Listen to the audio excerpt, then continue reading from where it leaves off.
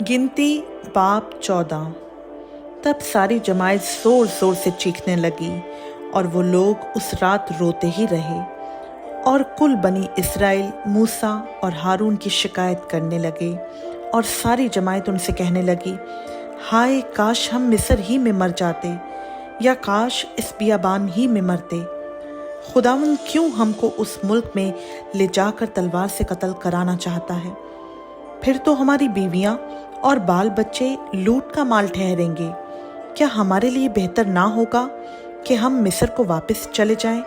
फिर वो आपस में कहने लगे, आओ हम किसी को अपना सरदार बना लें और मिस्र को लौट चलें।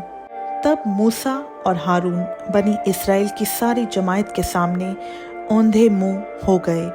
और नून का बेटा यशवा और युफना का बेटा कालिब, जो उस मुल्क का हाल दरियाफ्त करने वालों में से थे, अपने अपने कपड़े फाड़ कर बनी इस्राएल की सारी जमात से कहने लगे कि वो मुल्क जिसका हाल दरियाफ्त करने को हम उसमें से गुजरे निहायत अच्छा मुल्क है।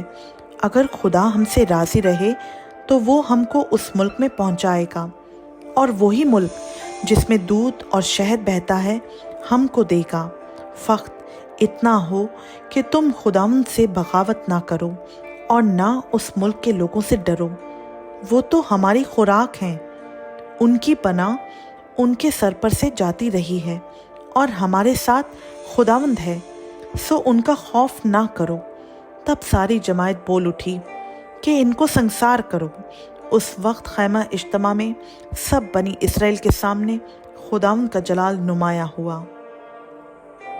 और खुदावंद ने मूसा से कहा कि ये लोग कब तक मेरी तौहीन करते रहेंगे, और बावजूद उन सब मौजज़ों के जो मैंने इनके दरमियान किए हैं, कब तक मुझ पर ईमान नहीं लाएंगे। मैं इनको वबा से मारूंगा और मिरास से खारिज करूंगा, और तुझे एक ऐसी कौम बनाऊंगा जो इनसे कहीं बड़ी और ज़्यादा ज़ोरावर हो। मूसा ने खुदावंद से कहा, तब तो मिस्री जिनके बीच से तू इन लोगों को अपने ज़ोरे बाजू से निकाल ले आया, ये सुनेंगे और उसे इस मुल्क के बाशिंदों को बताएंगे। उन्होंने सुना है कि तू जो खुदावंद है इन लोगों के दरमियान रहता है, क्योंकि तू है खुदावंद सरई तौर पर दिखाई देता है, और तेरा अबर इन पर साया किए रहता है, और तू दिन को अबर के सतून में और रात को आग के सतून में होकर इनके आगे आगे चलता है। बस अगर तू इस कौम को एक अकेले आदमी की तरह जान से मार डाले, तो वो कौमें जिन्होंने तेरी शोहरत सुनी है कहेंगी कि चूंकि खुदावंद इस कौम को उस मुल्क में जिसे उसने इनको देने की कसम खाई थी पहुंचा ना सका, इसलिए उसने इनको बियाबान में हलाक कर दिया। सो खुदावंद की कुदरत की अज़मत तेरे ही इस कौल के मुताबिक ज़ाहिर हो कि खुदावंद कहर करने में धीमा और शफ़क़त में गनी है। वो गुनाह और ख़ता को बख्श देता है, लेकिन मुजरिम को हरगिज़ बरी नहीं करेगा, क्योंकि वो बाप दादा के गुनाह की सज़ा उनकी औलाद को तीसरी और चौथी पुश्त तक देता है। सो तू अपनी रहमत की फरावानी से इस उम्मत का गुनाह जैसे तू मिस्र से लेकर यहाँ तक इन लोगों को माफ़ करता रहा है, अब भी माफ़ कर दे।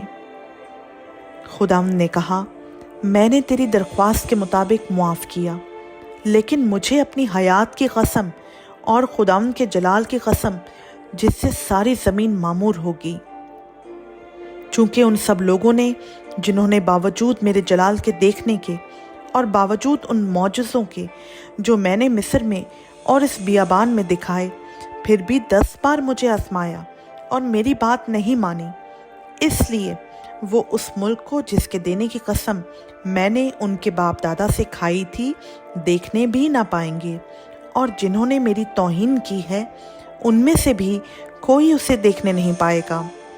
पर इसलिए कि मेरे बंदा कालिब की कुछ और ही तबीयत थी और उसने मेरी पूरी पैरवी की है, मैं उसको उस मुल्क में जहाँ वो हो आया है पहुँचाऊँगा, और उसकी औलाद उसकी वारिस होगी। और वादी में तो अमालेकी और कनानी बसे हुए हैं। सो कल तुम घूम कर उस रास्ता से जो बहरे कुलसम को जाता है बियाबान में दाखिल हो जाओ। और खुदावंद ने मूसा और हारून से कहा, मैं कब तक इस खबीस गिरोह की जो मेरी शिकायत करती रहती है बर्दाश्त करूं? बनी इस्राएल जो मेरे बरखिलाफ शिकायतें करते रहते हैं, मैंने वो सब शिकायतें सुनी हैं। सो तुम उनसे कह दो, खुदावंद कहता है, मुझे अपनी हयात की कसम है कि जैसा तुमने मेरे सुनते कहा है, मैं तुमसे ज़रूर वैसा ही करूँगा। तुम्हारी लाशें इसी बियाबान में पड़ी रहेंगी और तुम्हारी सारी तादाद में से यानी 20 बरस से लेकर उससे ऊपर की उम्र के तुम सब जितने गिने गए और मुझ पर शिकायत करते रहे, इनमें से कोई उस मुल्क में जिसकी बाबत मैंने कसम खाई थी कि तुमको वहाँ बसाऊंगा जाने ना पाएगा, सिवा युफना के बेटे कालेब और नून के बेटे यशवा के। और तुम्हारे बाल बच्चे जिनकी बाबत तुमने ये कहा कि वो तो लूट का माल ठहरेंगे, उनको मैं वहाँ पहुँचाऊँगा। और जिस मुल्क को तुमने हकीर जाना, वो उसकी हकीकत पहचानेंगे। और तुम्हारा ये हाल होगा कि तुम्हारी लाशें इसी बियाबान में पड़ी रहेंगी और तुम्हारे लड़के बाले 40 बरस तक बियाबान में आवारा फिरते और तुम्हारी ज़िनाकारियों का फल पाते रहेंगे, जब तक कि तुम्हारी लाशें बियाबान में गल ना जाएं। उन 40 दिनों के हिसाब से जिनमें तुम उस मुल्क का हाल दरियाफ्त करते रहे थे, अब दिन पीछे 1-1 बरस यानी 40 बरस तक तुम अपने गुनाहों का फल पाते रहोगे। तब तुम मेरे मुखालिफ हो जाने को समझोगे। मैं खुदावंद ये कह चुका हूँ कि मैं इस पूरी खबीस गिरोह से जो मेरी मुखालफत पर मुत्तफिक है कतई ऐसा ही करूँगा। इनका खातिमा इसी बियाबान में होगा और वो यहीं मरेंगे। और जिन आदमियों को मूसा ने मुल्क का हाल दरियाफ्त करने को भेजा था, जिन्होंने लौटकर उस मुल्क की ऐसी बुरी खबर सुनाई थी जिससे सारी जमायत मूसा पर कुड़कुड़ाने लगी, सो वो आदमी जिन्होंने मुल्क की बुरी खबर दी थी खुदावंद के सामने वबा से मर गए। पर जो आदमी उस मुल्क का हाल दरियाफ्त करने गए थे, उनमें से नून का बेटा यशवा और युफना का बेटा कालेब दोनों जीते बचे रहे। और मूसा ने ये बातें सब बनी इस्राएल से कहीं। तब वो लोग जार जार रोए और वो दूसरे दिन सुबह सवेरे उठकर ये कहते हुए पहाड़ की चोटी पर चढ़ने लगे कि हम हाजिर हैं और जिस जगह का वादा खुदावंद ने किया है वहाँ जाएंगे, क्योंकि हमसे खता हुई है। मूसा ने कहा, तुम क्यों अब खुदावंद की हुक्म अदूली करते हो?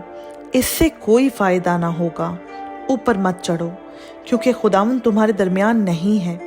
ऐसा ना हो कि अपने दुश्मनों के मुकाबला में शिकस्त खाओ, क्योंकि वहाँ तुमसे आगे अमालेकी और कनानी लोग हैं, सो तुम तलवार से मारे जाओगे, क्योंकि खुदावंद से तुम बरगश्ता हो गए हो। इसलिए खुदावंद तुम्हारे साथ नहीं रहेगा। लेकिन वो शोखी करके पहाड़ की चोटी तक चढ़े चले गए। पर खुदावंद के अहद का संदूक और मूसा लश्करगाह से बाहर ना निकले। तब अमालेकी और कनानी जो उस पहाड़ पर रहते थे, उन पर आ पड़े और उनको कत्ल किया और हुर्मा तक उनको मारते चले आए। खुदावंद का पाक कलाम का पढ़ा, सुना, समझा और कबूल किया जाना हम सबों के लिए बाइस से बरकत हो। आमीन।